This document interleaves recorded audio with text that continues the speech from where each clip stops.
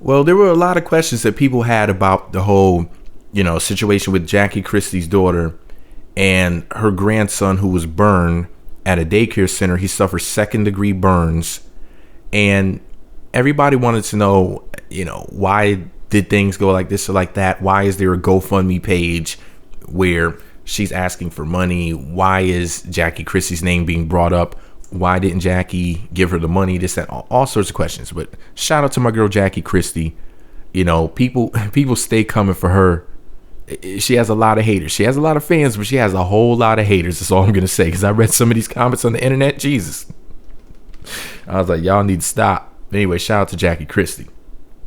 So the good people at Kiro, KIRO7.com, yes, the news organization, posted a very informative news story. Now, the news story is only 2 minutes and 11 seconds. I posted a link to it on my blog, but I'm going to tell you what was said in the video that they posted, as well as the article. So let's start with the article. Kiro7 wrote, a 9-month-old boy suffers second-degree burns when a bottle warmer was toppled over last Tuesday, his mother said.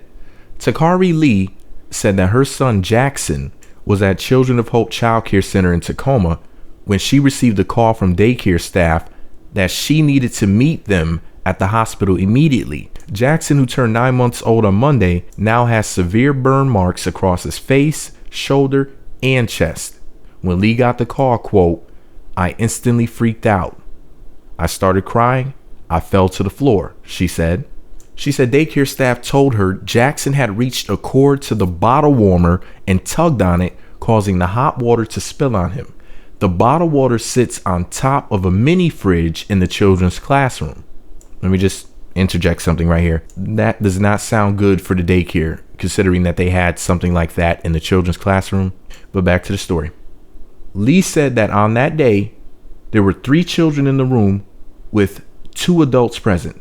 Quote, I'm not saying that these people definitely, deliberately did anything, but it could have been a side conversation that they were having that took their attention from what was important.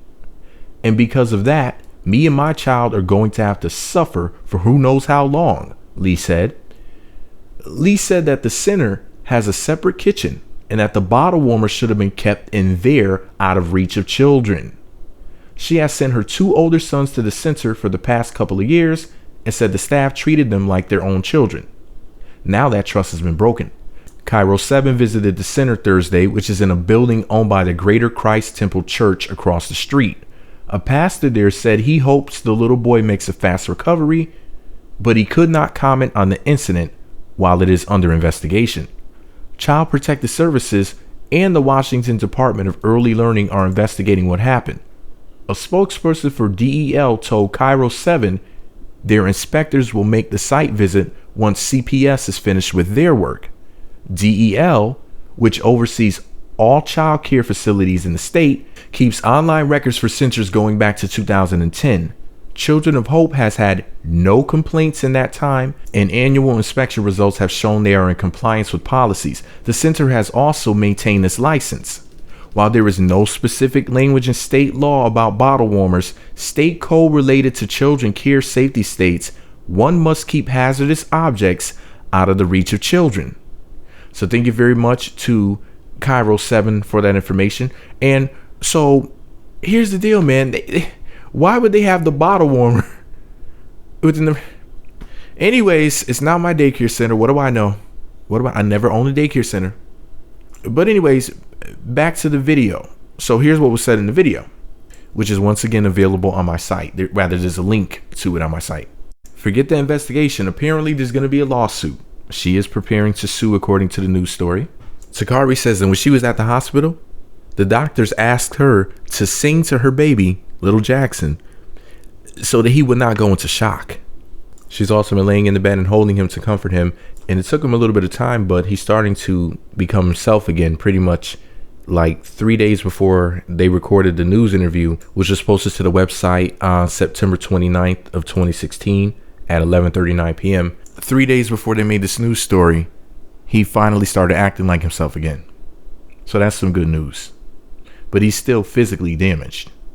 So pretty much that's the gist of what happened. For those that were wondering, There were a lot of unanswered questions, and technically there's still a lot of unanswered questions, but I just wanted to say this. I said it before, I just had to say it again. People, please leave Jackie Christie alone. People were just saying all sorts of crazy things to one of my favorites from Basketball Wives LA.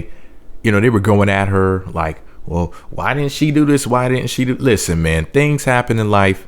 She didn't have anything to do with this situation. She's somebody on the outside of it and in the inside of it at the same time, because it's her daughter and her grandchild. But at the end of the day, man, people on social media, cut their family some slack. This baby is a 9-month-old baby, was severely burned, 2nd-degree burns. And you idiots on the internet the internet will be the internet, I guess. But I'm pleading with you. Please cut it out. Anyway, shout out to Jackie Christie, shout out to Takari, and shout out to Jaxson. I'm wishing him a speedy recovery as well. So anyways, let me know what you think about it all below. Be sure to subscribe to the Meat Magazine YouTube channels. Visit meatmagazine.blogspot.com for more. Follow me on Twitter at Meat Magazine, Meat Magazine 7 on Google+, Meat Magazine blog on Instagram. Tongue out to the haters. Oh, and before I go, I had to turn my mic back on. As far as I know, the GoFundMe is still up.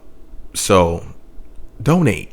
Do something productive with yourselves instead of hating. Damn.